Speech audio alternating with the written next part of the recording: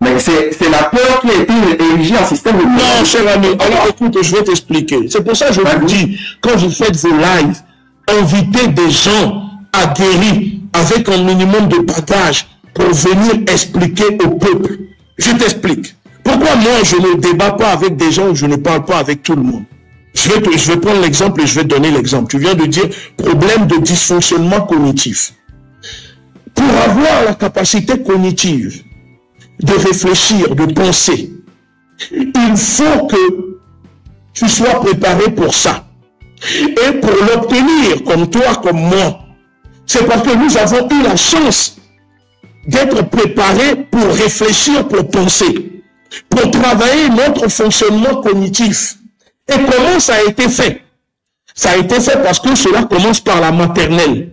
Quand tu vas à l'école, quand tu viens au monde, tu vas en maternelle. En maternelle, on t'apprend à distinguer les couleurs, à réfléchir pour placer ce truc dans un trou, à savoir la différence entre le bleu et le rouge. Tu quittes la maternelle, tu vas en primaire. En primaire, on t'apprend à lire et à écrire. Ça veut dire que tu as reçu un minimum, d'accord, de quoi permettre à ta cognitivité de fonctionner.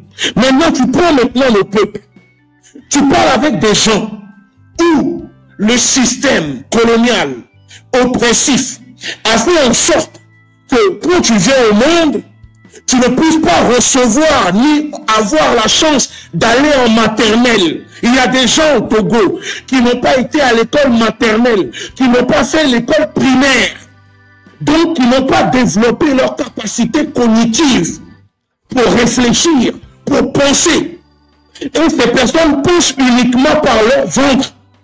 Quand tu vas leur dire 1 plus 1, ça fait 2, ils vont dire, mais pourquoi ça fait 2?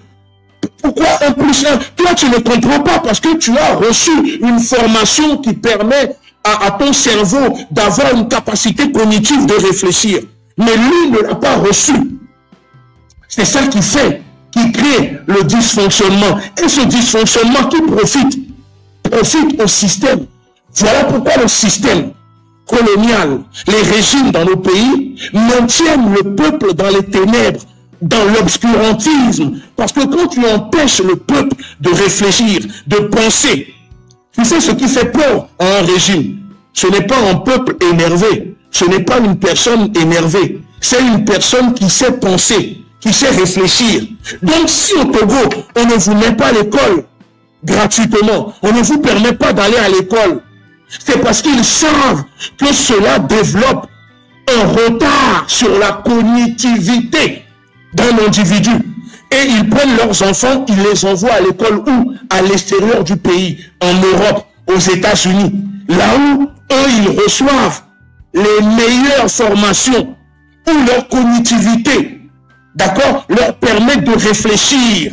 Et même malgré ça, quand ils viennent, ils sont les pires idiots qui existent. C'est le système qui fait cela. Donc, quand tu dis qu'il y a un dysfonctionnement cognitif, ce dysfonctionnement est créé exprès pour contrôler le peuple. Alors, laissez maintenant ceux qui ont la capacité cognitive de vous expliquer les choses. Chacun doit être spécialisé dans son domaine.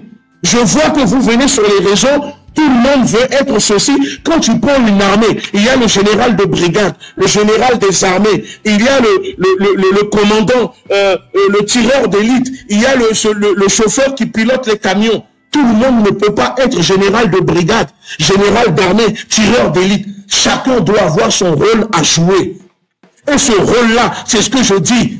Dites aux gens du M66, organisez des lives, mais invitez des militants aguerris, qui sont formatés, qui connaissent la géopolitique, la politique, pour venir expliquer au peuple contre quoi nous sommes en train de nous battre, les enjeux. Ne faites pas des lives pour faire du papato, pour parler. En fait, il faut expliquer aux gens ce qui se passe. Parce que beaucoup ont des problèmes de cognitivité. Tu comprends ou pas? Moi, je dis les choses, peut-être ça ne plaît pas. Mais ce sont des faits. Et ce n'est pas seulement au Togo. Il y a un retard sur le continent africain. Et c'est un système qui profite aux régimes dictatoriaux, maintenir le peuple dans l'obscurantisme. Moi, j'ai des enfants.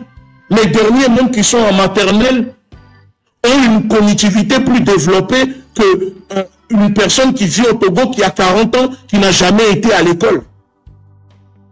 Tu comprends ou pas? Mais ce n'est pas la Je comprends parfaitement ton point. Est-ce que tu es d'accord avec moi qu'il y a un travail à faire pour arriver à ce réveil intellectuel-là?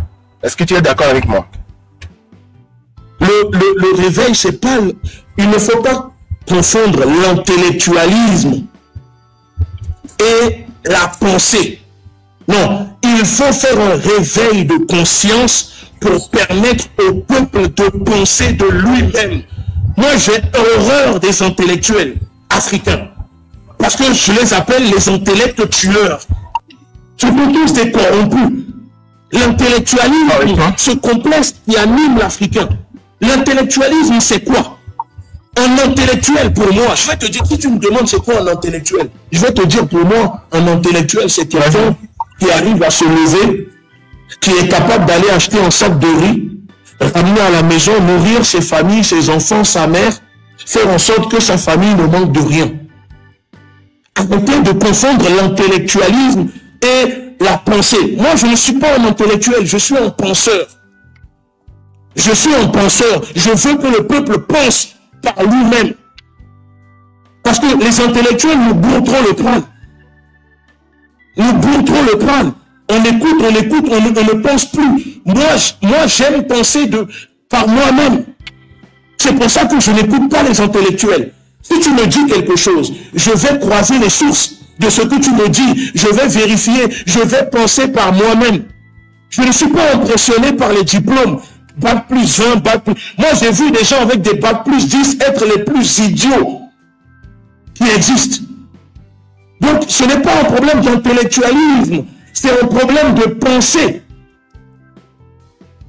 Un problème de pensée. C'est ça que nous devons corriger.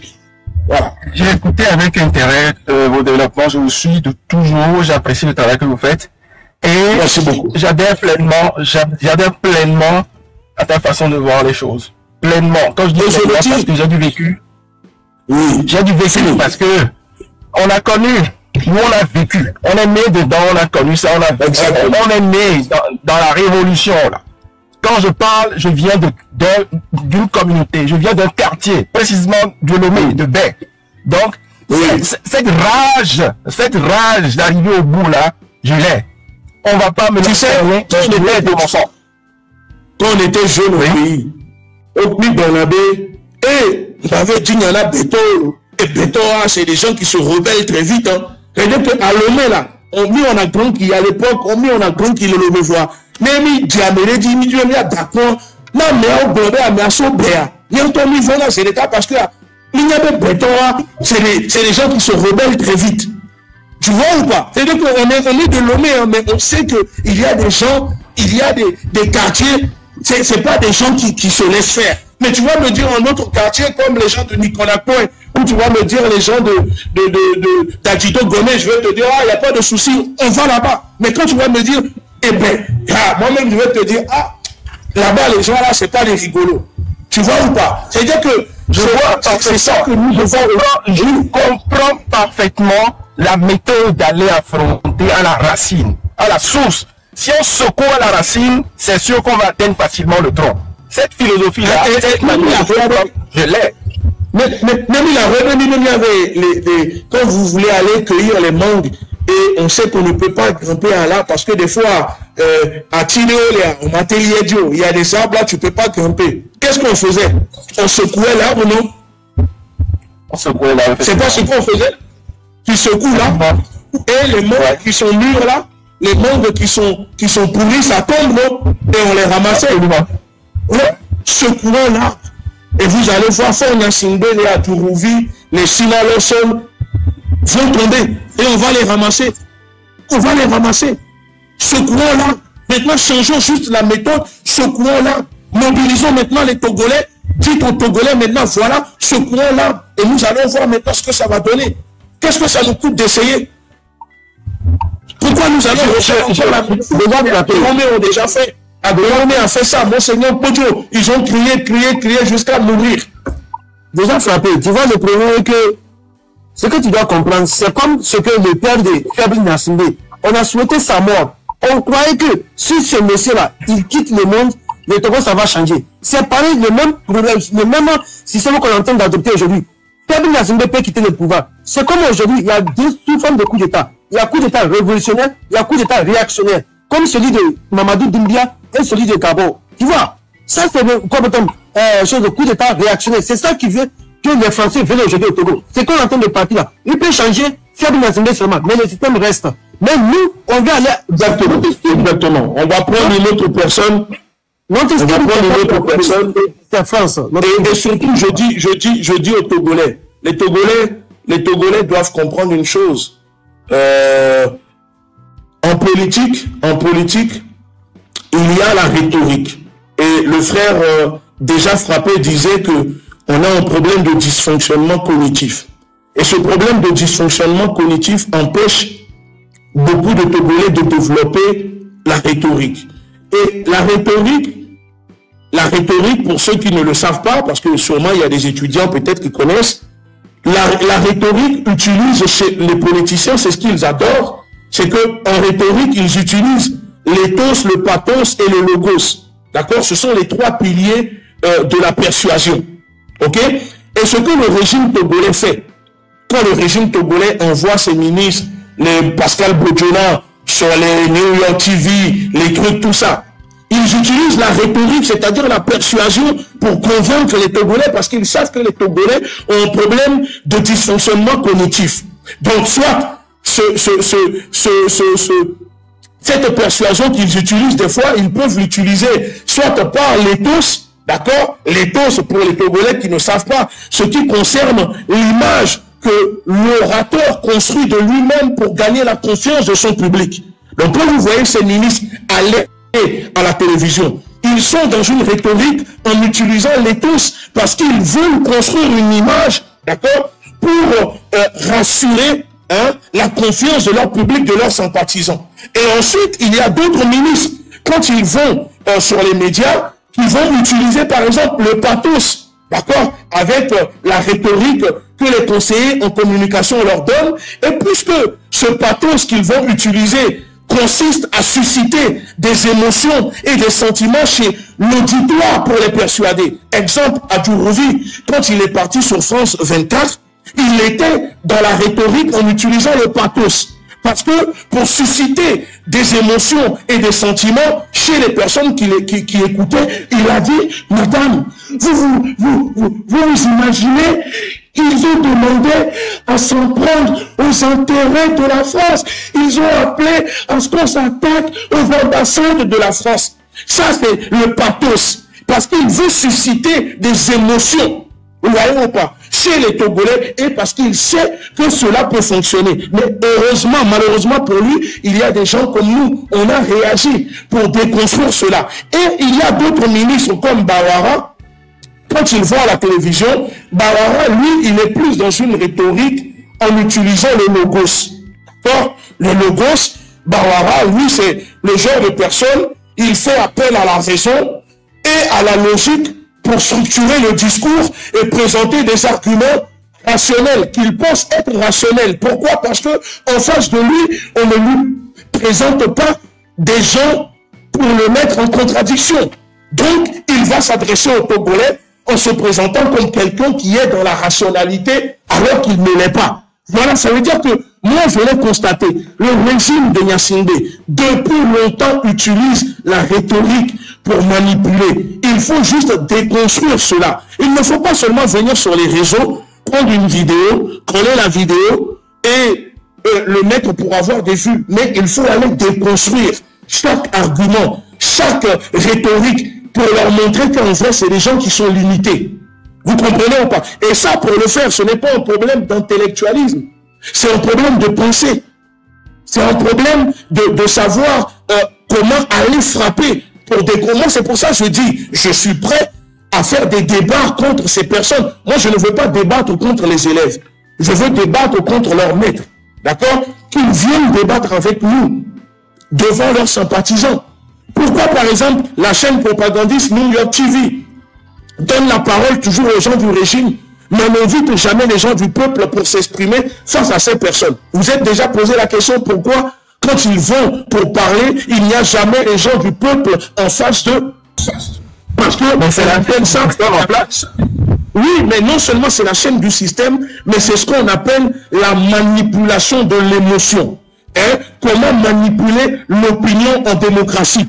Je vous invite à lire le livre de Edouard Bernays et vous allez comprendre. C'est-à-dire quand ce régime n'a plus de narratif pour manipuler l'opinion, ce régime va créer une narration. Il le crée et il vient manipuler l'opinion. Donc si tu mets quelqu'un en face qui est capable de contredire, d'apporter des arguments, de démonter leur rhétorique, le peuple va commencer à voir qu'en réalité, ce sont des gens qui sont bêtes.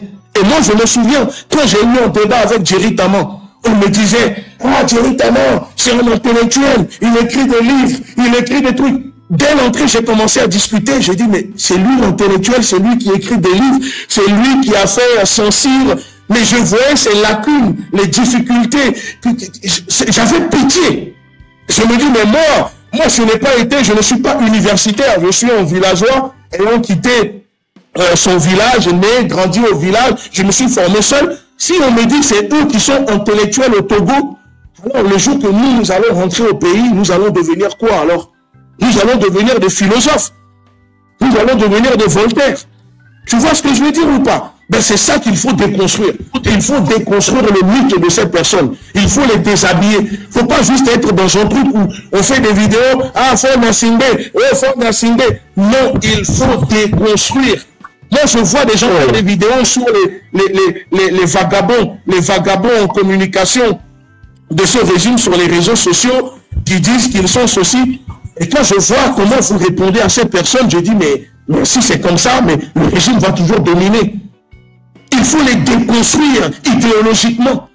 Il faut armer le peuple idéologiquement pour déconstruire ces personnes. C'est en déconstruisant ces personnes idéologiquement que le reste du travail va se faire. C'est tout ce que je peux dire. En tout cas, je réitère encore, moi je suis ouvert à tout. Tout ce qui peut permettre à ce que le peuple togolais soit libéré totalement, pas en partie, totalement et complètement de ce système qui nous bouffe depuis plus de 60 ans. Je suis ouvert à tout. Toutes les formes que ça peut prendre, je suis ouvert, disponible pour ça. Donc, par respect pour mes frères, ils sont tombés dans les années 2005, en 2017 et en 2025, je suis prêt pour ça. Pour qu'un jour, mes enfants puissent eux aussi rêver dans ce pays, peuvent aussi participer comme il faut dans ce pays. Respect pour le travail, je ne dois pas me retirer. Merci. Merci beaucoup. À très bientôt. On va prendre une autre personne. Attendez, on va équilibrer les choses. Nous allons prendre une sœur. Je pense qu'elle est en ligne. On va donner la parole. Attendez qu'elle se connecte. Allô? Allô, Madame Juliana?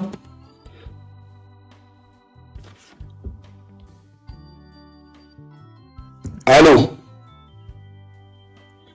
Bon, je pense que cette personne n'est pas en ligne. On va donner la parole à une autre personne. On va donner la parole à Mariam. Laissons la parole maintenant aux femmes. Allô?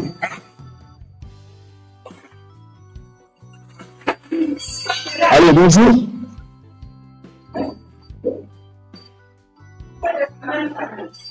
Allô, Mariam? Bon, je pense que ce sont les gens qui sont venus. Allô, Mariam?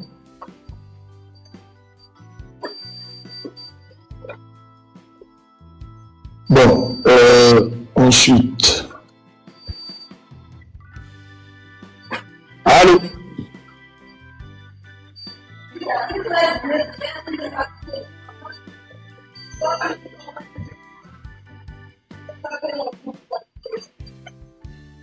Allô? Bon, comment on fait maintenant pour désactiver le micro de ces gens? Tolérance zéro. Oui, comment on fait pour désactiver le micro des gens et le retirer? C'est pour ça que je n'aime pas les lives sur... Tu appuies sur la personne, tu vas voir le chose. Tu appuies sur la personne, tu vois son micro en même temps, tu peux fermer, tu peux le débloquer encore. Tu appuies sur la personne. Ok. Normalement, c'est fait. Bon, attends, je vais te... Ce que je vais faire, c'est te donner... je vais te donner ma modération.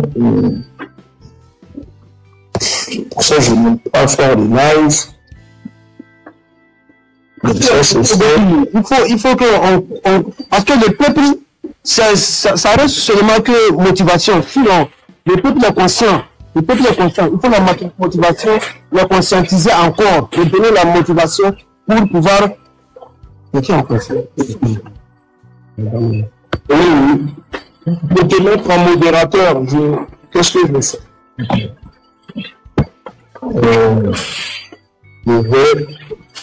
Je vais te mettre en tant que modérateur. Voilà. Activer le monteur et tu vas confirmer. C'est pas parce que comme ça, il monte, c'est plus signaler. Là, je viens de te mettre en modérateur. Normalement, je peux.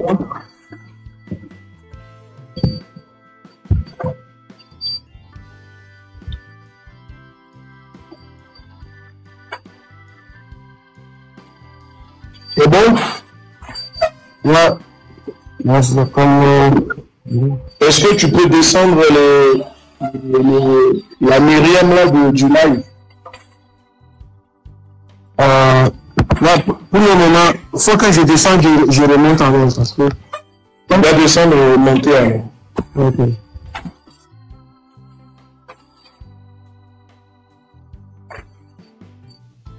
Ok, c'est bon. Ok, alors, je donne la parole à une autre personne. J'ai vu qu'il y avait une personne qui était là depuis un moment. Ok, je vais donner la parole à un compte qui... Allez, on donne la parole à cette personne. Si la personne se connecte. Allô? Allô? Allô? Bon, ok, cette personne n'est pas là. Allô? Ok, déconnexion. Bon, on donne la parole à qui? Ceux qui veulent s'exprimer. Allez, je donne la parole à cette personne. Allô? Allô? Allô? Oui, bonjour. Oui, bonjour. Je voulais juste vous dire merci. Merci d'avoir mis les phrases sur les mots, comme on dit. Merci d'avoir dit la vérité. Parce que je pense que, comme Zéro Torrance a dit, le peuple togolais est conscient quand même comment dire que c'est pas que fort qu'il faut dégager, c'est le système qui maintient fort en place. Et nous tous Togolais, on est conscients, on a vu tout ce qui se passe autour de nous et on connaît notre histoire, mais c'est juste qu'il y en a certains, ils veulent pas dire la vérité ouvertement. Peut-être qu'ils ont peur de leurs intérêts, de perdre leurs intérêts, peut-être qu'ils ont peur d'autres choses, mais merci de ouvrir les yeux, de dire la vérité, que c'est pas que fort qu'il faut dégager, c'est tout le système autour qui le maintient en place. Et il faut aussi rappeler à chaque fois que c'est la France qui donne des munitions au régime togolais pour tuer les Togolais dans la rue. Donc, il ne faut pas oublier la France dans nos phrases. Il faut les pointer du doigt tous les jours. Tous les jours.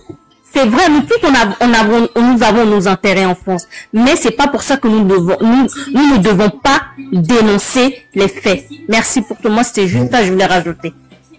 Merci beaucoup pour ta participation en tant que Et merci, moi je vous dis depuis longtemps, depuis la France avec la NDA, j'avais participé à plein de canyons et tout comme ça, donc je vous suis depuis. Et moi, je vous ai toujours aimé pour votre véridique, quoi, pour toujours avoir dit les vérités, même si vous subissez des insultes, des remontrances, vous êtes toujours resté droit dans votre boîte. C'est pour ça, moi, je vous suis. C'est pour ça. Et je sais que il y a beaucoup de Togolais qui sont conscients aujourd'hui. Il y a beaucoup de Togolais qui sont motivés. Il y a beaucoup de jeunes Togolais qui sont motivés. Voilà. Oui, beaucoup de Togolais sont motivés et beaucoup de Togolais sont conscients. C'est pour cette raison que je dis qu'on ne peut pas continuer à parler aux Togolais comme si les Togolais sont des enfants après 60 ans, comme si cette lutte venait de commencer hier et que encore il faut attendre. On n'attend pas. Et il faut pas oublier que le régime togolais, il a tellement d'appui partout dans la sous-région. Donc c'est un système, quoi, c'est ancré. Donc si on peut pas juste enlever fort, c'est tout un système, en fait. C'est très ancré. C'est comme ça, c'est comme ça. Il y a beaucoup de déstabilisation, le Togo. Moi, je suis togolais, nigérien. Donc ce régime-là, il vend des armes. C'est tellement un système enfoui. C'est ce régime qui vend des armes, c'est le régime du Togo qui fait le trafic d'armes envers les groupes terroristes au Burkina et qui tue les ancêtres. L'information est disponible, il faut aller Il y a quelqu'un qui dit non, Ebouti n'est pas encore attaqué. Non, mais en fait, là, on parle de Makunda ou quelqu'un. Tout le monde est le plus togolais qui doit être devant. On ne va pas accuser quelqu'un que quelqu'un a fait quoi. Non. Non, mais c'est pas ça. Donc voilà. Il faut savoir une chose. Peut-être il y a des Togolais qui ne me connaissent pas. Moi, les attaques, je m'en cure. D'accord? C'est pas des gens sur les réseaux, les attaques là qui changent. On est combattu par des gens plus puissants que vous sur les réseaux. C'est pas que les gens soient... Si j'avais peur des attaques, je n'allais pas m'exprimer sur des sujets aussi clivant que le cas de Nyakadé ou prendre des positions sur... Parce que moi, je sais pas un problème. Moi, j'ai entendu votre point sur Nyakadé, justement. Et je dis, mon avis... Exactement. Tout le monde a même si je suis pas d'accord sur certaines choses. Mais j'écoute, je dis, il a raison sur ça. Peut-être qu'il a raison sur d'autres choses. Donc, tout le monde a le droit de parler. C'est ma pensée, c'est mon avis, d'accord? Et je peux argumenter. Et c'est ça qui compte. Je ne suis pas, comme je dis, je n'ai pas un problème contre la personne en tant que humainement, en tant que maman. Non. Moi, je suis sur un terrain politique. Et je combats, c'est un combat d'idées. Ok? Moi, je ne soutiens aucun, je ne suis pas, je connais la politique. Je sais comment les politiciens sont des manipulateurs. Je sais comment les politiciens fonctionnent. J'ai l'expérience. Donc c'est pour ça que je parle comme ça. D'accord? Si j'ai refusé de soutenir Faure Gnassingbé, si j'ai refusé de soutenir, c'est pas Nyakadé que je vais soutenir. Si je ne soutiens pas Jean-Pierre Fabre, c'est dire que moi je suis juste dans une rationalité. Voilà, ce n'est pas je dis non à Fabre, je vais dire oui à Nyakadé. C'est tout. Voilà. Merci beaucoup. Merci à vous. Merci. Oui, tolérance. Moi, je vois que il faut que... Est-ce que tu as la modération? Oui, j'ai la modération. Ok, on va essayer. Je vois qu'on va essayer au moins une fois par semaine, on va organiser des lives comme ça pour... Même si le canot, je sais que vous êtes saturé, vous n'avez pas assez de temps. Moi, tu sais très bien que je suis sur une lutte internationale. Je suis saturé et les lives, c'est vraiment pas mon truc. Je n'ai pas le temps de venir faire des lives. Il y a beaucoup de gens, vous le faites déjà. Je vous vois, vous faites des lives. Il y a beaucoup de gens qui font déjà des lives. Le problème est qu'on a besoin assez de stratégie, mais je vois que tout ne doit pas se faire sur l'internet, ce qu'on appelle moi, tu connais ma position là-dessus. Tout ne doit pas se dire sur les réseaux. C'est pour ça que je reprochais que ce soit aux gens du M66, aux d'autres personnes, qu'il y a des frères, des sœurs qui sont arrêtés. On ne les a pas encore jugés. Et vous venez sur les réseaux pour dire oui, vous avez envoyé de l'argent à telle personne, c'est les condamner à la mort. C'est-à-dire, vous les envoyez à l'abattoir. Donc là, vous les livrez directement. Vous comprenez ou pas? Parce que ces personnes ne sont pas encore jugées. Et vous dites que oui, vous avez envoyé de l'argent. Oui, vous avez donné. Oui, vous avez envoyé un message. Vous les balancez. Donc, tout ne doit pas... Ça devrait être en privé. Parce que même les numéros des gens, les gens sont sur l'écoute. ils ont payé comme beaucoup de pays comme ça, ils ont mis les gens sur l'écoute, ils ont les numéros des gens. C'est à cause de ça que j'ai dit à beaucoup de gens de ne pas donner leur numéro à n'importe qui, parce qu'on met tous les numéros sur l'écoute. Il n'y a pas quelqu'un aujourd'hui qui est au Togo qui n'est pas sur l'écoute. Tout téléphone des gens sont sur l'écoute. Donc il y a certaines choses qu'on doit vraiment priver, et même chose des cagnottes pour pouvoir aider les gens. Cagnottes, ça va aider beaucoup dans la lutte. Il faut des cagnottes. Parce on va essayer de prendre... Oui. Et je tiens à envoyer mon soutien, je tiens à vraiment apporter tout mon soutien à un frère qui est emprisonné au Togo. Et on parle beaucoup des Togolais, mais on ne parle pas de lui. Le frère s'appelle Steve Rouillard. Je tiens vraiment à dire à sa famille un grand merci. Et je vous apporte tout mon soutien. Et je sais que Steve Rouillard ressortira encore plus fort. Autant on veut la libération de tous les prisonniers politiques, mais aussi de Steve Rouillard, parce que il n'était pas obligé de sortir ou de vouloir manifester pour le Togo, mais c'est parce que c'est un frère de lutte qui est engagé dans la lutte panafricaine, la lutte que nous sommes en train de faire, qui nous suit sur les réseaux, qui a toujours relayé, partagé ce que nous faisons, que ce soit en Guadeloupe, parce que voilà, notre lutte, elle est internationale. Aujourd'hui, il est emprisonné au Togo. Donc, si les Togolais peuvent apporter un soutien à ce frère, comme nous le faisons pour les autres prisonniers, n'hésitez pas à le faire, parce que la différence avec les nôtres, c'est que lui n'a pas une famille au Togo. Voilà, lui c'est un frère guadeloupéen qui est venu au Togo, donc sa famille n'est pas là au Togo pour lui apporter à manger tous les jours, etc.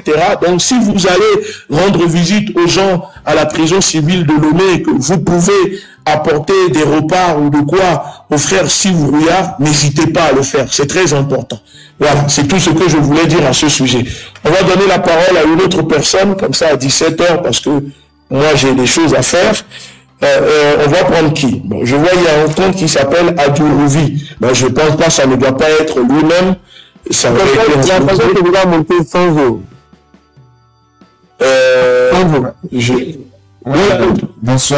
Bonsoir, monsieur. S'il vous plaît, là, concernant la lutte, j'aimerais que vous développiez quelque chose pour moi, parce que je ne peux pas aller en profondeur, s'il vous plaît. Ce que j'aimerais dire est que, depuis le début de cette lutte, et puis j'aimerais dire aussi, à partir de 2017, comme ça, on a vu le Nord. Moi, je suis du Nord. Je connais qui c'est que le Nord. J'ai grandi là-bas. Le Nord. Kotokoli Sokoli. Donc, je connais très bien Sokoli. Ouais, c'est ce que j'aimerais dire. Oui, ce que j'aimerais dire, monsieur Boussi, le Nord, on a grandi d'abord, on connaît notre système. Notre système est que si on n'a pas quelqu'un qui vient de chez nous, qui nous parle, on traite les autres, on n'arrive pas à croire aux autres ethnies, à part nous. C'est pour cette raison que, à part la lutte là a commencé, les M66, ils ont lancé des choses, le Nord ça bouge pas. Maintenant, j'aimerais, pour moi, la solution, si on peut solliciter certaines personnes vers le Nord, parler à nos chefs, nos grands, pour conscientiser les gens, parce que nous, au Nord, s'il n'y a pas un jeune de nous qui nous parle, la forte raison en 2017, pour les manifestations, ça a passé, le Nord, ça bouge pas. Mais notre frère Akadam, il est passé, il nous a parlé, les gens ont vu la réaction. Nous, c'est ce que les gens n'arrivent pas à comprendre. Nous, la seule personne que nous, on croit qu'il nous parle, c'est quelqu'un qui vient de chez nous. Parce qu'on a vécu beaucoup de trahisons. Donc, on fait plus confiance aux gens. Donc, c'est ce que moi, j'aimerais, si vous pouvez donner votre voix vers le Nord, comment on peut les conscientiser. Merci beaucoup. Je peux parler 30 secondes là-dessus. Tu vois, au Nord, tu parles du Nord. Moi aussi, je viens du centre. Mais aujourd'hui, les Togo, on ne doit pas baser sur l'ethnie bien du centre ou bien au du Nord. Parce qu'aujourd'hui, c'est qu'on va se dire la vérité. Tout au nord du Togo, les gens qui sont là-bas sont corrompus. C'est à cause de ça, moi, mes premières cibles, ce sont des pasteurs, des imams, des chefs cantons, des chefs religieux, des guides religieux, des chefs traditionnels, chefs cantons, et tous, ils sont corrompus. Parce que c'est eux qui parlent, les jeunes les écoutent. Parce que si les jeunes aujourd'hui viennent sortir, c'est eux qui disent aux jeunes, si vous sortez, on va vous mater. C'est à cause de ça, quand Achadam est venu, il n'est pas venu au nom d'un ethnie, ni parce qu'il est venu au nom du Togo.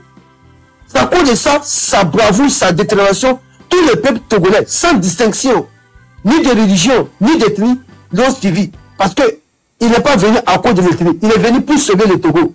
C'est à cause de ça que tout le monde l'ont suivi. Mais, où il a été combattu?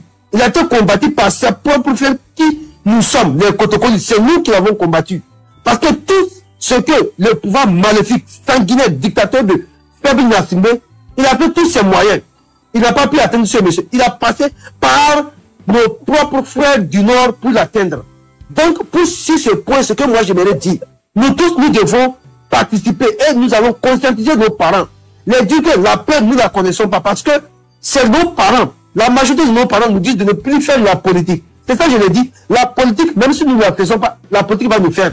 Parce qu'aujourd'hui, à cause de la dette, chose FMI, Banque mondiale, ils ont dit, le gouvernement togolais, d'augmenter le prix de l'électricité, d'augmenter le prix de l'eau. Donc, tout ça, la facture de chef traditionnel, sa facture n'est pas différente de celle de peuple lambda. Et tous, ils ont les mêmes factures.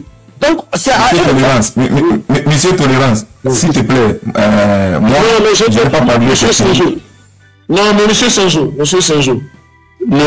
j'aimerais te dire, ne t'inquiète pas, tu as posé une doléance que j'ai pris en considération, que j'ai notée, ok? Et c'est l'essentiel, je tiens à te remercier pour ça, et j'apprécie, j'ai compris ce que tu veux dire, et je comprends aussi la position de monsieur Tolérance. Maintenant, c'est à moi de savoir faire entre les deux.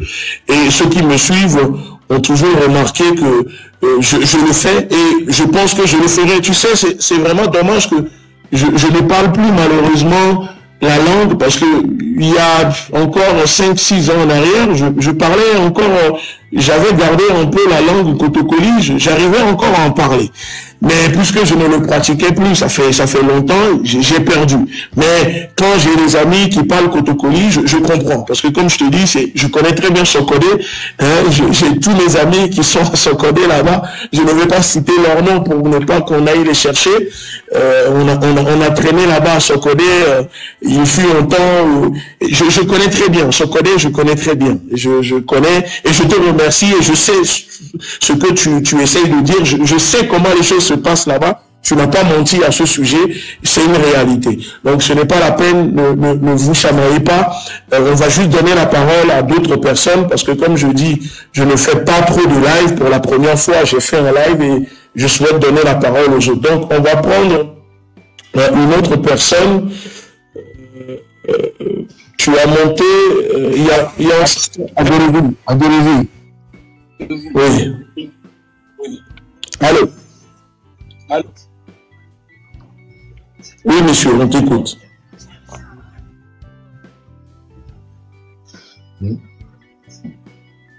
Allô? Bon, Tolérance, tu peux le descendre?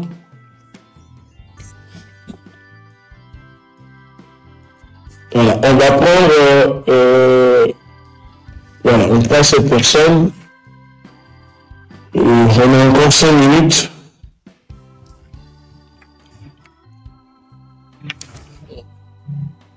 Bon, si la personne n'accepte pas, on prend une autre personne. Tolérance, tu peux accepter une autre personne.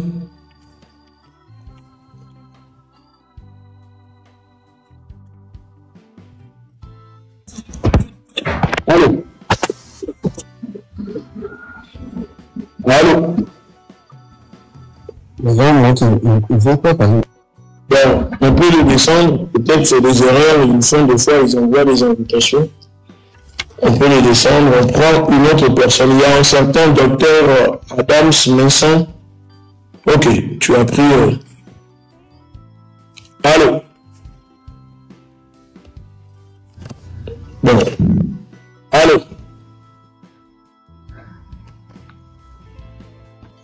Bon. Alors, bonsoir. Oui, bonsoir. Bonsoir tout le monde et merci pour l'initiative et le travail que vous abattez. Je vous suis depuis. La situation politique actuellement, bon, comme on n'a pas de temps, je vais aller assez vite. La situation politique actuellement du Togo est assez inquiétante d'un point de vue stratégique, comme vous l'avez suggéré. On ne peut pas effectuer cette lutte en détachant de près ou de loin l'apport ou la participation de la France dans tout ceci. Sauf que cette participation, elle est faite en soubassement, c'est-à-dire qu'elle est faite de façon obscure. On ne voit pas trop l'implication directe, c'est-à-dire que des discours comme c'est le cas par exemple en Côte d'Ivoire, où on voit directement les actions, mais ici, il y a quand même cette participation, cette implication française qui est là, mais dans l'ombre, et elle est très tissée, très robuste, et il faut quand même commencer par déconstruire cela. Ouais, exactement. À déconstruire. Il faut pas détacher, et c'est aussi ça, parce qu'il y a un frère qui a parlé de la séparation nord-sud, le sentiment qui anime le nord et le sud, et il faut aussi comprendre que ce sentiment nord-sud là, c'est une cause française. Et c'est ça, exactement. Oui, c'est ça. Oui, c'est une chose française. Parce que, oui, cette division. Voilà. Parce qu'il y a eu une opposition majoritairement du Nord que la France a fabriqué à la veille des indépendances, et lorsque Sylvanus Olympio a pris le pouvoir, la France a organisé un génocide au Nord. Et ce génocide-là a été transposé sur les politiciens du Sud sous prétexte qu'ils seraient les fautifs de ce qui s'est passé. Et donc, depuis l'histoire, il y a quand même eu un sentiment anti-Nord, anti-Sud et une méfiance. Et derrière, dans tous les autres pays, ancienne colonie française, hein. Ce n'est pas seulement au Togo, c'est un truc qui a été confié au service secret français à l'époque, d'accord, post-colonial. Au Tchad, ils sont allés jusqu'à créer des clans armés. Pour ceux qui ne le savent pas, le Tchad, c'est encore pire. Au Tchad, ce n'est même pas des ethnies ni la famille. Le Tchad est formaté en clans armés. C'est-à-dire que la France, il y a une partie là-bas que la France n'a jamais dominé, et donc on les utilise comme ça, c'est des clans armés. Maintenant, dans les autres, ce sont les problèmes d'ethnie que la France a mis en place, d'accord, et c'est ce qu'on appelle des États ethniques. Au lieu que nous soyons des États-nations, nous sommes des États ethniques. Justement. Et donc, dans toutes nos revendications, c'est qu'il faut vraiment faire face à cette différence et lutter contre, parce que on peut pas se dire que non, voilà, c'est telle ou telle personne qui doit dégager, et non prendre en compte son environnement, tout le système, que ce soit dans l'ombre, de près, de loin, de façon directe ou indirecte. Parce que, qu'on le veuille ou non, il y a des pactes géopolitiques qui sont en train de signer. Parce que nous savons très bien que depuis l'histoire, la déstabilisation de la sous-région, 95% de la participation française passe par nos ports, que ce soit la Côte d'Ivoire, le Togo, et c'est pour cette raison pour pouvoir infiltrer le Sahel. Le Sahel, et c'est même pour cette raison que je profite sans te couper la parole pour expliquer aux Togolais pourquoi le port de Lomé n'a jamais été fermé au pays du Sahel malgré les sanctions que la CEDEAO avait instaurées à l'époque. Tout simplement parce que vous devez comprendre une chose. Malgré les sanctions de la CEDEAO contre les pays de l'AES, le port de Lomé ne pouvait pas être fermé. Pourquoi? Parce que cela impacterait directement les intérêts de la France, parce que c'est via le port de Lomé que les multinationales françaises inondent les produits consommés de la sous-région. D'accord? Parce que le port de Lomé, c'est le seul port en eau profonde. Ok? Donc ça veut dire que le port d'Abidjan existe, le port de Guinée existe, mais il y a des bateaux qui ne peuvent pas accoster là-bas en dehors du port de Lomé. Ok?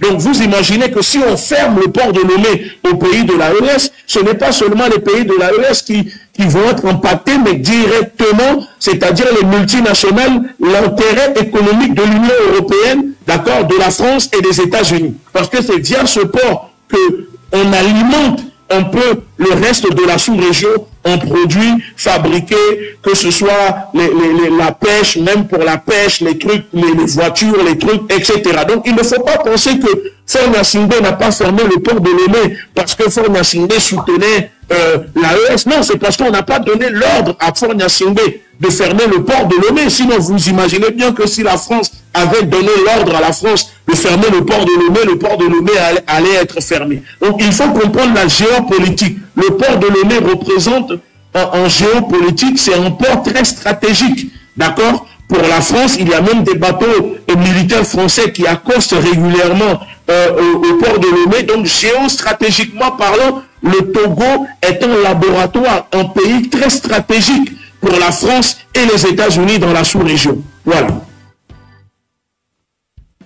Oui, effectivement, ça résume la totalité de ce qui se passe. Et donc, il faut pas dissocier cela parce que on comprend bien l'enjeu. Donc, la France, c'est la pièce maîtresse. Fort n'est qu'un figurant où je peux même dire que c'est le chéquier qui exécute les ordres de l'Élysée. Donc on ne peut en aucun cas, et on a bien remarqué, on a vu que à la veille du 6 juin, il a atterri en France, il a vu Macron. Est-ce que c'est pour rien? Non. Donc quelqu'un ne peut pas d'une façon ou d'une autre s'autoproclamer panafricain ou que son entourage se proclame panafricain et au même moment il peut s'autoproclamer panafricain. Parce qu'aujourd'hui, il faut savoir un truc. Il y a ce qu'on appelle le panafricanisme élitaire, d'accord, le panafricanisme d'élite. D'ailleurs, on le voit par exemple au Bénin, où Patrice Talon, le régime de Talon, est dans cette lignée du panafricanisme, un panafricanisme d'élite, d'accord, pour l'élite, où on va chercher un peu la bourgeoisie, des artistes comme les Ciara, les trucs comme ça, pour les ramener, pour divertir le peuple, parce que on dit que c'est du panafricanisme. Non, aujourd'hui, il y a le panafricanisme fabriqué par les Occidentaux, par la France, le service, la cellule France-Afrique du Conseil présidentiel pour l'Afrique de l'Élysée, qui est le panafricanisme de l'élite, de la bourgeoisie, où la bourgeoisie vient prendre la place du panafricanisme prolétaire, ou qui défend le prolétariat du corps, d'accord, du peuple, et on nous dit que Fornia Singbe est panafricaniste. Oui, il est panafricanisme, mais c'est un panafricanisme élitaire, c'est un panafricanisme de l'élite, de la bourgeoisie. Ce n'est pas un panafricaniste prolétaire qui défend le prolétariat. Tu comprends ou pas? Donc, aujourd'hui, il faut savoir distinguer le panafricanisme authentique, d'accord, comme nous, le panafricanisme authentique, comme nous, créé par nos devanciers, les Web Dubois, etc., et ensuite emporté en Afrique par les Kwame Nkrumah et tué par les Senghor, parce que le panafricanisme ensuite a été tué par les Senghor, etc., et le panafricanisme 2.0 créé aujourd'hui pour l'élite, où on voit n'importe qui s'autoproclamer, voilà, panafricaniste pour tuer. En fait, c'est un plan qui est lancé depuis 3 ans. L'objectif, c'est de tuer le panafricanisme authentique. Les panafricanistes authentiques comme nous, les leaders authentiques comme nous, qui combattons et qui faisons mal à la France-Afrique, au néocolonialisme et à l'impérialisme. Donc, c'est deux panafricanismes différents. D'un côté, c'est le panafricanisme de la bourgeoisie, de l'élite, et de l'autre, le panafricanisme prolétaire pour le prolétariat. Voilà. Justement. Et donc, si réellement nous voulons une certaine réussite ici, il va falloir reconsidérer cette structuration internationale géostratégique, utiliser une intelligence stratégique, intelligence de guerre et tout ce qui va avec, comprendre la dynamique des populations, les mouvements et tout, et s'inspirer aussi de l'histoire, soit de l'histoire nationale du pays, de l'international, de tout ce qui se passe, et fabriquer quelque chose qui colle vraiment à la peau de la population togolaise. Et donc c'est pour cette raison que les prochaines l'État de pouvoir fabriquer un fort. Il me faut et nous un coup d'état fabriqué de toutes pièces à l'unité. Exactement. Voilà. Revivre le même et donc c'est pour cette raison que je le répète, je le redis, qu'il faut que les prochaines mobilisations, il faut impliquer les Togolais, dire aux Togolais, on ne peut pas nous mobiliser au Togo pendant que la France continue de piller notre pays, pendant que l'économie, les intérêts de la France continuent d'être épargnés. Au Sénégal, je me souviens quand il y avait eu les débuts de mobilisation et que les gens d'Ousmane Sonko sont venus nous voir, moi, les conditions que j'avais posées à l'époque, c'était ça. Si je dois m'engager et soutenir Sonko, ce n'est pas pour soutenir seulement Sonko contre Macky Sall, mais soutenir Sonko parce que nous allons combattre la France impérialiste, néocolonialiste au Togo. Et quand nous avons commencé à mettre ces stratégies en place, les Sénégalais ont commencé, quand ils sortaient, il y avait Auchan qui commençait à être attaqué, les stations Total, on a vu le changement, ce que ça a provoqué directement. On a vu comment la France a commencé à trembler parce que il n'y a que ça qui compte. Et moi, je me souviens, je vais le dire aux Togolais, ce n'est pas que je ne voulais pas soutenir la lutte togolaise. Beaucoup de gens de la diaspora sont venus me voir à l'époque. Je les ai dit, je ne veux pas m'engager dans la lutte togolaise parce que les Togolais ne sont pas engagés dans une lutte souverainiste anti-impérialiste. Moi, je suis un anti-impérialiste, je suis un souverainiste. Mon problème, ce n'est pas seulement Faure Gnassingbé. D'accord? Si c'est juste Faure Gnassingbé, crier à bas Faure Gnassingbé, je suis opposant. Moi, c'est pas ça. Il faut que les Togolais s'engagent dans une lutte panafricaniste. Ensuite, avec des frères comme Joseph Takeli, nous avons monté des plateformes comme Panafricanisme 228 pour conscientiser sur le panafricanisme, parce que vous savez, le panafricanisme, malheureusement, était un peu méconnu au Togo. Et c'est une réalité, les Togolais n'étaient pas trop imprégnés dans le panafricanisme. Ok, donc quand les événements sont arrivés avec l'AES, les trucs, il y a une jeunesse qui a commencé à s'intéresser. Et donc je me suis dit, bon, peut-être c'est le moment pour que je puisse donner de ma voix sur le plan international, apporter mon soutien et m'engager dans cette lutte. Mais si ce n'est pas le cas, moi je n'allais pas le faire. Parce que ma lutte ne peut pas seulement s'arrêter sur le fait de combattre Faure Gnassingbé. Tu comprends? Je ne suis pas un opposant. Je ne veux pas être opposant. Moi, c'est le système que je combats. D'accord? C'est le système que je veux déraciner. Je suis un révolutionnaire. Et je ne suis pas un révolutionnaire que pour combattre Faure. Mes idéaux, mon idéologie, elle est trop profonde. D'accord? Et Faure Gnassingbé est trop petit à côté. Donc, si il y a des Togolais qui sont dans cette lignée, dans cette pensée idéologique, moi, je suis prêt à travailler avec eux. Mais si c'est que pour dire que on fait des lives, que pour parler de Faure Gnassingbé, faire que des manifestations, que Faure Gnassingbé, ce n'est pas intéressant. Parce que moi, je ne veux pas combattre Faure Gnassingbé quand je sais qu'à côté de Faure Gnassingbé, il y a pire.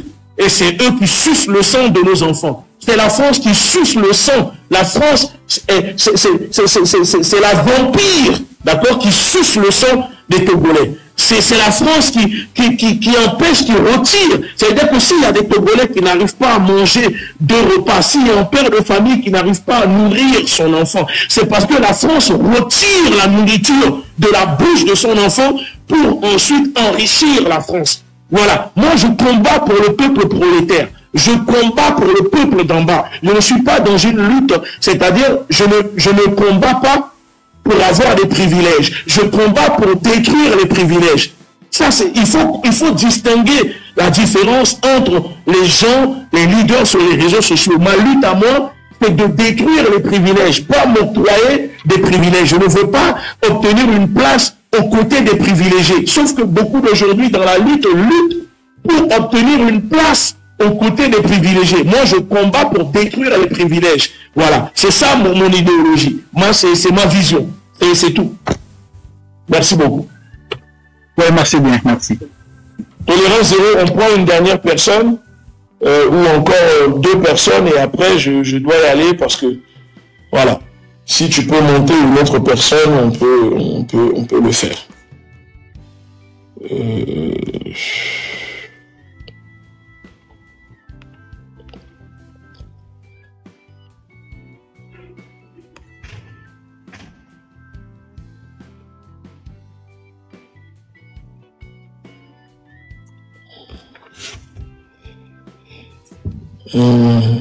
Tu as validé une autre personne, Tolérance?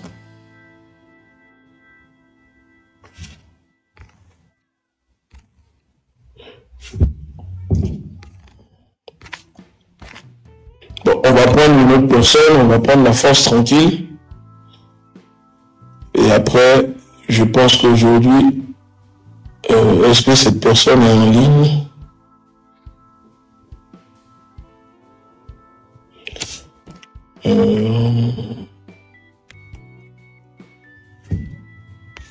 Ok, l'œil du peuple.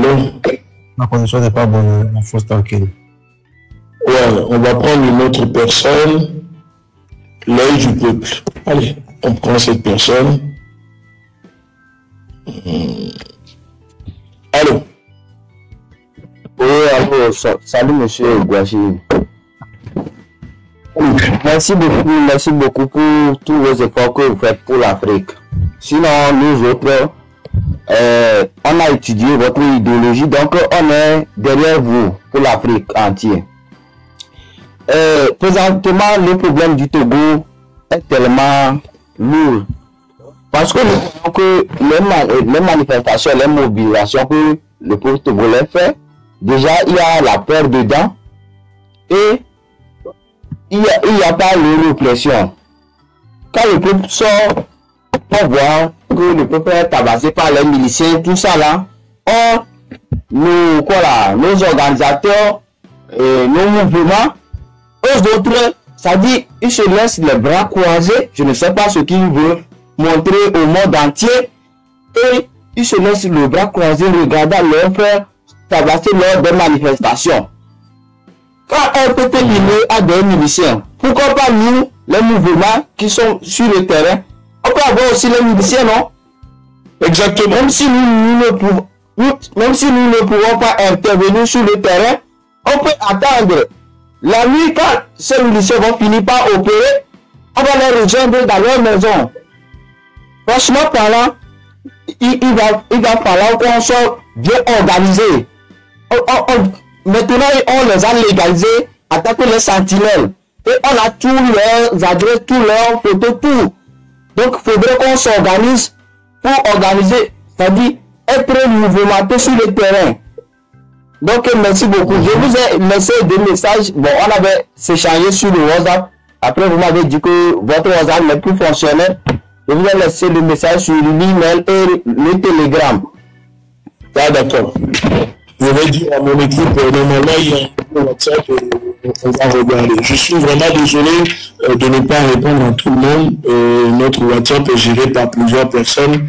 Donc, des fois, ça peut arriver que on n'ait pas le temps de répondre. Ceci dit, ce n'est pas un souci. Nous lisons vos messages et on vous remercie.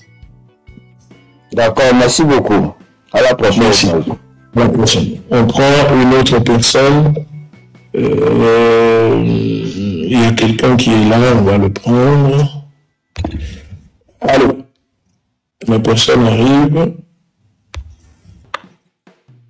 Allô?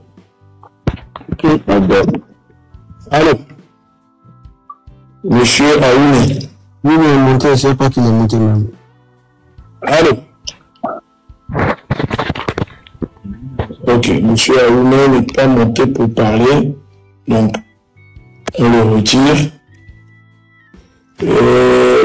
Et on prend une femme, une certaine Elisa.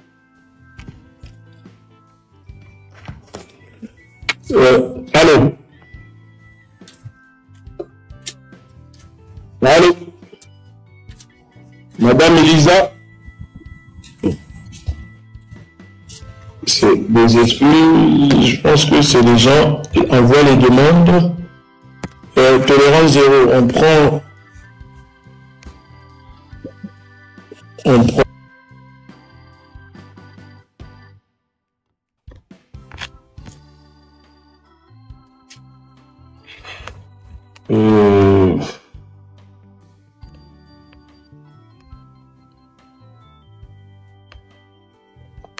Est-ce que tu peux prendre une autre personne?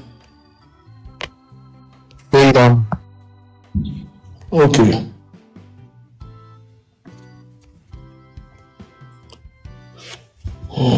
Je pense que cette personne, tout est de grâce. On va monter.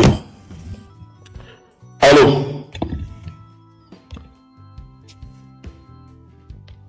Tout est de grâce. Donc, sûrement le côté. Allô? Allô?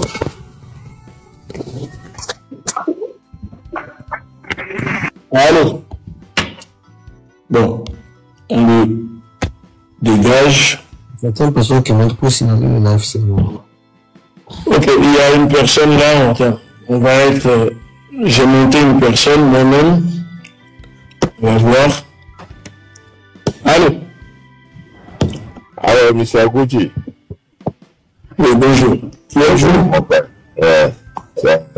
Je suis Bentois. Enchanté. Enchanté. Monsieur Okuti, je voulais vous poser une question sur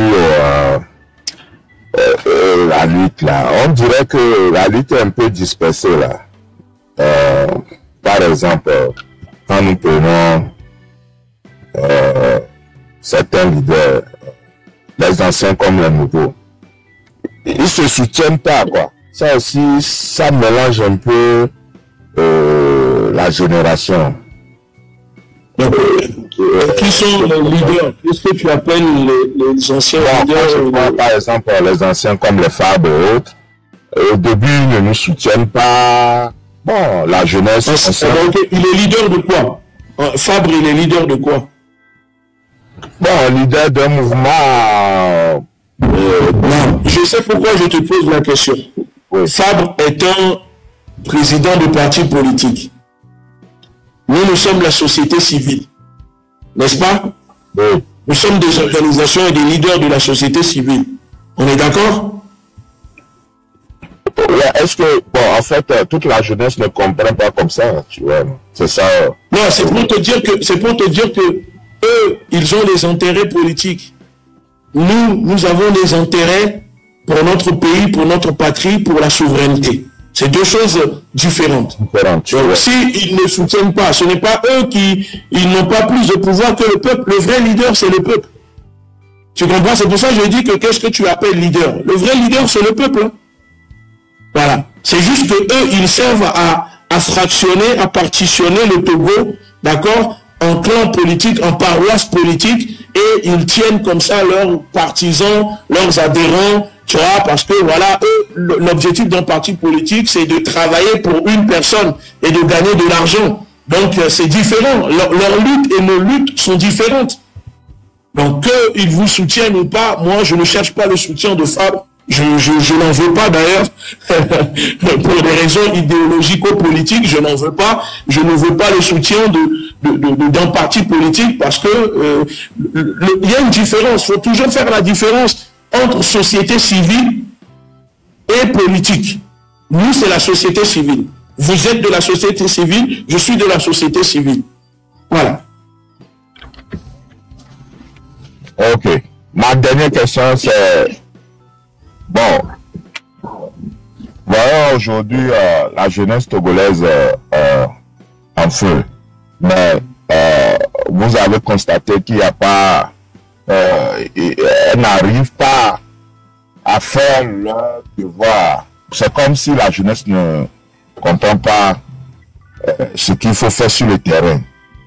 Bon, clairement, encore, je sais que vous parlez un peu, mais donnez-nous clairement ce qu'il faut faire pour finir dans les brefs délais avec ce régime. Ben, c'est ce que je pense que j'ai passé plus de 2 heures de temps à expliquer. Je ne sais pas si tu viens d'arriver, mais j'ai passé plus de 2 heures de temps à expliquer ce qu'il faut faire. Il y a des choses que je ne dirai pas publiquement parce que ce n'est pas mon idéologie d'exposer toutes les stratégies à travers des lives sur les réseaux sociaux parce que je suis très surveillé, très écouté par les services de renseignement, que ce soit français ou du Togo. Donc l'objectif n'est pas non plus de rentrer en profondeur. Mais la jeunesse togolaise, je parle de la jeunesse consciente, une partie de la jeunesse togolaise est prête, plus que prête. Le problème, c'est le problème du suivisme. D'accord? Nous avons un problème de complexe de leader. On pense qu'il faut un leader. Tu es le leader, donc nous tous, on se met derrière et c'est toi qui dois nous dire ce que nous devons faire. C'est toi qui dois dire cela. Je le constate d'ailleurs avec le frère Amron. Ce n'est pas une mauvaise critique, mais je vois les Togolais dire oui, c'est notre leader, nous attendons, c'est à lui de nous dire ce que nous devons faire. Mais alors, imaginons maintenant, nous sommes en révolution, que tout le monde maintenant attend un leader, ok, pour que le leader puisse dire ce qu'il faut faire. Si ce leader-là est bloqué, empêché ou acheté ou corrompu, ça détruit toute la révolution. Ok, en révolution, nous sommes tous des leaders, mais il y a certes une personne qui va préparer les stratégies, mais au cas où cette personne est empêchée ou n'est pas libre de s'exprimer, il doit avoir une deuxième personne, une troisième personne, une quatrième personne pour continuer la lutte. Si vous prenez exemple le cas de mouvements qui sont dans une lutte de résistance, on prend par exemple le conflit qui existe entre Israël et Gaza, avec le Hamas, etc.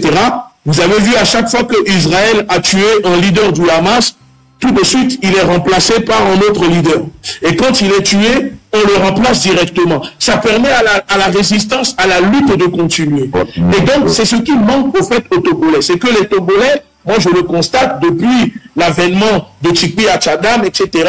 Tchikpi Achadam s'est mis hors ligne, en retrait. Il n'y a pas eu quelqu'un d'autre pour le remplacer, pour poursuivre la lutte. Et on continue de faire cette même erreur. Et c'est pour ça que je suis en train de dénoncer ce qui se passe, le storytelling, la communication, la propagande qu'on est en train de nous préparer avec Nyakade, pour dire attention, si vous tombez dans les mêmes erreurs, on va recommencer encore à zéro, parce que ça veut dire que nous allons tous suivre Madame Nyakade parce que X ou Y, et si Madame Nyakade, encore une fois, tombe ou fait à l'envers au Togolais, qu'est-ce qu'on fait? On va encore pleurer et recommencer à zéro? Donc non, il ne faut pas positionner quelqu'un à la tête de la lutte et penser que c'est cette personne qui va libérer le Togo.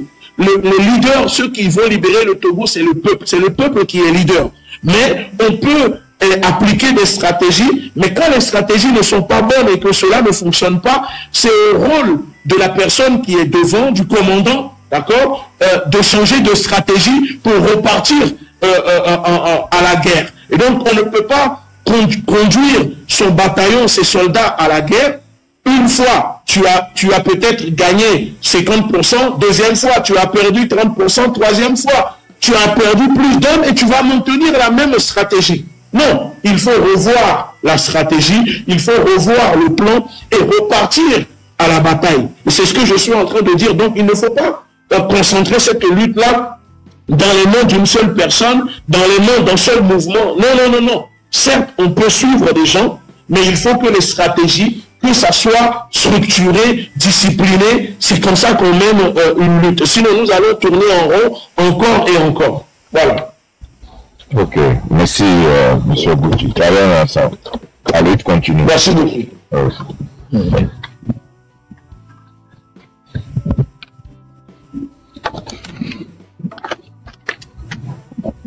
Ok. Bon, je pense que nous allons clôturer parce que je dois... On va prendre une dernière personne. Allô? Et après, j'y vais. Allô?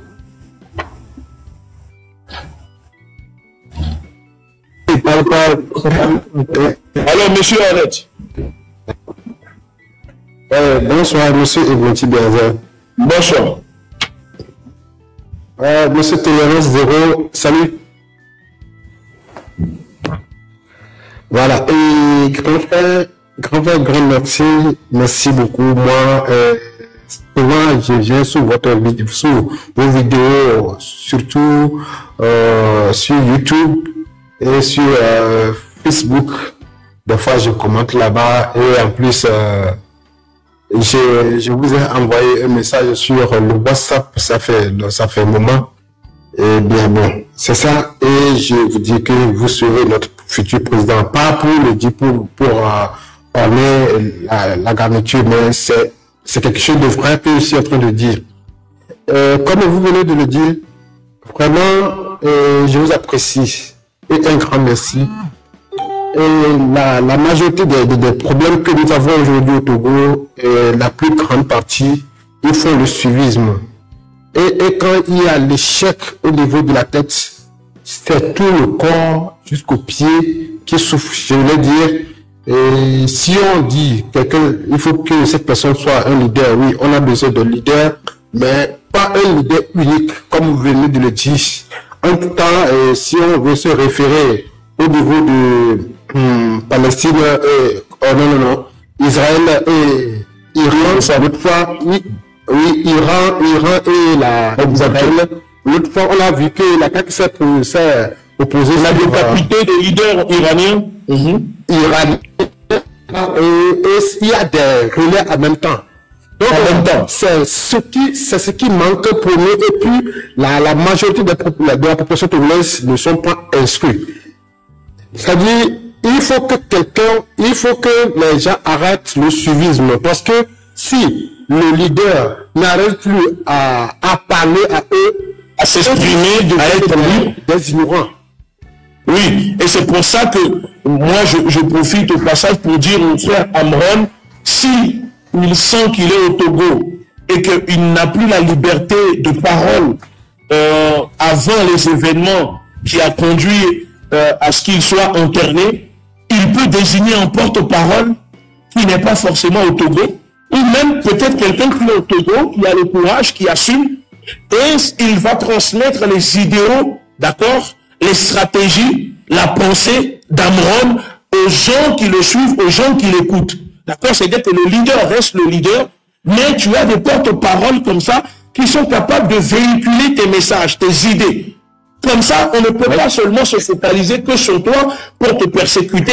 Donc, il y aura plein de porte-paroles comme ça, d'accord, que ce soit au nord, au sud, à l'est, au-delà, pour véhiculer tes idées. Et toi, tu es là, tu restes dans la résistance. On peut te réduire au silence, mais on ne pourra pas réduire au silence tes pensées. Tu comprends? On peut t'emprisonner, mais on ne peut pas emprisonner tes pensées, ton esprit. Mais ça, ce sont des choses qu'il faut structurer. Voilà. C'est comme ça que nous, on travaillait au sein de notre organisation. C'est-à-dire que moi, je partais des fois en prison, mais au sein de mon organisation, il y avait des gens qui continuaient à propager mes pensées, véhiculer mes pensées, parce que même si demain je ne suis pas là, la lutte doit continuer. La lutte, ce n'est pas que moi. Voilà. Donc demain, moi, on me met en prison. Ouais. Je peux, depuis ma prison, continuer à propager mes pensées parce que j'aurai des relais. D'accord? Mais le problème avec nous, c'est que nous sommes dans un narcissisme. Beaucoup sont dans un narcissisme. Quand les vues arrivent, ou les commentaires, ça monte à la tête et les gens pensent que parce que ils sont suivis, parce que tout le monde dit bravo, tu es mon président, bravo que... Non, il faut distinguer le réel et le virtuel. Donc, c'est pour ça que s'il y a des choses que Amron ne peut pas dire lui-même, parce que on sait, nous sommes au courant de ce qui va se passer, il doit le transmettre à ses porte-paroles qui seront capables de le dire. Et de ne pas être dans la peur, de ne pas contrôler les mots. Parce que, par exemple, quand il était sorti de prison et il disait que Faure Gnassingbé n'était pas au courant, ce n'est pas lui qui a donné l'ordre. Moi, je sais pourquoi il dit ça. Beaucoup de Togolais ont compris. Mais s'il estimait qu'il ne pouvait pas l'appuyer, alors l'interview là aurait pu être gérée par un porte-parole, d'accord, et qui n'aurait pas eu peur. Parce que la sortie d'Amron, l'interview d'Amron, c'était une interview où normalement il aurait dû taper fort. C'était le moment de déconstruire Faure Gnassingbé avec une force qui allait tellement les affaiblir. Mais bon, je pense que c'est quand même un artiste militant et au fur du temps, il y a des choses qu'il va comprendre. Voilà. Ok. Et du coup, pour ne pas avaler des idées, c'est que au moment où l'autre fois où M. Amron avait fait sa sortie, il disait qu'il va réclamer, il va sortir et puis réclamer tous ses cheveux, bien les barbes qu'on lui a taillés. Moi, avec ma grande soeur, j'ai dit à ma grande soeur en même temps que, tu sais, l'Amron vient de dire qu'il va réclamer, le jour le 30, il va réclamer les cheveux et les barbes coupées pour lui. Maintenant, il n'a qu'à attendre que les 30 là, ils vont amener les militaires entourés de lui, de ne pas sortir de sa maison. Et ma grande soeur me disait que lui, est-ce que ce que je suis en train de dire, est-ce que c'est vrai? Il a des militaires que c'est vrai. Ok. Hier également, quand Amron voulait sortir, c'est comme ça, on a vu les militaires entourés de sa propre maison. Ils ne pouvaient pas se dépasser. C'est le minimum. Parce que c'est le minimum. Voilà. Et je me dis, moi, ma conclusion, en même temps, je disais que bon, peut-être il a dit ça, il a fait ça pour voir si réellement ils vont venir, mais il y a un mais. Le mais là, c'est parce que il n'a pas sous-estimé le pouvoir en place, mais il a pensé que ils m'ont arrêté, ils m'ont refusé de sortir le jour-là. Peut-être un autre jour, je ne ferai pas la même chose. Moi, j'ai compris, j'ai fait en même temps la lecture de ce qu'il est en train de dire. D'autres, il y a des gens qui m'ont dit que non, pourquoi il n'a pas anticipé ce qu'il voulait faire le 30 là, comment il a su que les gens vont venir l'entourer, de l'empêcher de sortir. Pourquoi? Je les ai dit que non. C'est pas ça, parce qu'il a expérimenté quelque chose, voir. Mais après, comme vous voyez, je le dis dès le début de votre live, je vous suivais depuis, hein. Depuis, je vous suivais, il y a cela 2 heures que je vous suis. Voilà. Donc, j'ai dit que bon, peut-être il a dit ça, mais ceux-là, ils disaient que nous, on va l'arrêter. Mais à la prochaine, je sais très bien que c'est une stratégie qu'il a adoptée, mais à la prochaine fois, il ne fera pas la même chose comme vous venez de le dire. Lui, il a annoncé, il ne serait pas dans la même maison ou bien dans le même secteur. Il va sortir, se mettre à l'abri. Maintenant, il serait sûr que celui avec qui je suis dehors, il faut que cette personne-là assure ma sécurité, qu'il ne va pas propager mes nouvelles. Il faut que je sorte, je vais sortir, je fais sortir mes postes, je fais mes postes. Mais la personne-là ne va pas détecter ma position. Voilà, c'est ce que je dis. Donc, du coup, merci beaucoup. On donne la parole à ils ne sont pas, et je ne suis pas du tout surpris parce que j'avais anticipé, comment appelle-t-on, le mouvement. Donc, ça, c'est une autre leçon pour nous tous. Et on sait très bien que le Togo, tôt ou tard, il sera libéré. Et le pouvoir en place, nous devons faire comme vous venez de le dire. La France stimule beaucoup de choses. Et le Togo, c'est un point stratégique pour leur lutte, c'est-à-dire la lutte des Occidentaux. Et il y a des choses que nous devons faire. Nous devons donner personne, parce que malheureusement, moi, je dois y aller. On va prendre une dernière personne et on se dit à très bientôt. Merci beaucoup. Merci beaucoup. Alors, monsieur Afrique Debout, je crois le compte Afrique Debout. Oui, bonjour frère du combat, bonjour à toutes et à tous. Merci pour ce live. Moi, hier, j'étais à la manip à Paris, donc je rentrais, je te suivais depuis 14 heures. Et je crois que tu as tout dit. Et je suis fier que, ouvertement, tu as vraiment dévoilé tes idées aux Togolais. C'est ce que les Togolais attendent. Et j'aimerais te dire aussi qu'il y a une grande majorité des Togolais qui n'attendent que l'orientation que tu viens d'expliquer aujourd'hui. Donc, il faut un travail de fond, vraiment. Et il y a des gens sont là, prêts. Les gens sont là, prêts au combat, au Togo. Et chaque fois, c'est ce qu'ils nous disent. Je ne peux pas te dire combien de personnes les gens me disent, est-ce que vous connaissez Obuti? Est-ce que ce qu'il dit c'est vrai? Est-ce qu'on peut trouver ça, le matériel, tout ça là? Les gens ne savent que moi m'a enseigné pour ça. Aujourd'hui, tu as fait ce focus sur le cas du Togo et j'aimerais t'encourager, nous encourager. Voilà, parce qu'on a essayé tous les moyens possibles. La lutte pacifique, quoi, négociation, rien n'a marché et il faut aller à une vitesse supérieure. Donc du coup, pour nous aller aussi, je t'ai invité le mois passé, le juillet en Suisse. Si tu relis tes notes, tu vas comprendre qui je suis. Je t'ai vraiment invité pour une marche en Suisse. Bon, ça n'a pas marché. Je ne pense pas que tu as dû discuter sûrement avec les gens de mon équipe, non? Ou c'est avec moi même directement? Ça doit être les gens de mon équipe, non? On a dû discuter avec si c'est tout ce qui concerne les invitations est géré par notre coordinatrice, tout ce qui est de monde extérieur, sûrement ça doit être de notre coordinatrice, mais moi je ne peux pas me voyager en ce moment parce que j'ai des problèmes déjà liés aux sanctions et en plus de ça j'ai aussi des problèmes de passeport, donc je ne peux pas pour le moment honorer mes invitations. J'ai dû déprogrammer quelques voyages, quelques conférences. Et pour répondre à ce que tu disais au début, ce n'est pas question que je ne m'exprime pas. Moi, je m'exprime depuis le 6. Je me suis exprimé sur ces stratégies, mais c'est qu'il y a des choses, moi, je ne suis pas quelqu'un qui expose tout sur la place publique. Je n'ai pas le temps, je ne trouve pas utile d'aller dans des lives et de dire ce que nous allons faire X ou Y. Et ce que je dis, ce sont des choses qui sont déjà connues, peut-être je dis ça, mais en privé, il y a d'autres stratégies. Et je l'ai dit à quelques personnes du M66. Les gens pensent peut-être que on n'a pas proposé. Non, ce n'est faux. Moi, c'est parce que je ne suis pas quelqu'un qui parle, je n'ai pas le temps pour créer les trucs. On a proposé des choses, on a approché naturellement nous-mêmes. C'est nous-mêmes, nous sommes venus soutenir le 6. Les trucs, personne n'est venu nous chercher. D'accord?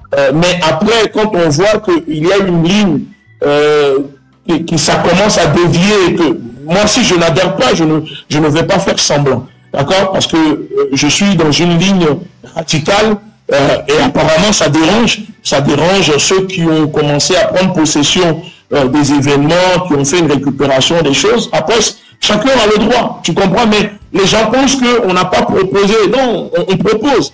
On propose, mais on voit que ça n'intéresse pas. D'accord? Ça n'intéresse pas parce que l'intérêt de cette personne, c'est que je n'ai pas ça, mais je sais que, voilà, il y a des Togolais qui... Oui, vous savez, il faut aussi voir que la lutte togolaise a beaucoup duré, c'est 35 ans de lutte, vous comprenez. Donc, M66, c'est des jeunes qui viennent de commencer et veulent refaire ce qu'on a fait il y a longtemps sans pas marcher, vous comprenez. Donc, aujourd'hui, ceux qui ont connu les années 90, c'est eux, ils ont observé la lutte, ils veulent rien faire de pacifique.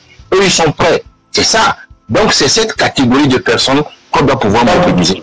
Et ces gens, oui, ce sont des gens qui ont combattu, qui en ont marre, qui sont fatigués, qui sont là, vous comprenez. Donc, c'est cette couche qu'on doit indexer, qu'on doit réveiller. Et eux, ils disent, tant qu'il n'y a pas cette force, cette orientation dont vous parlez, eux, ils ne font rien.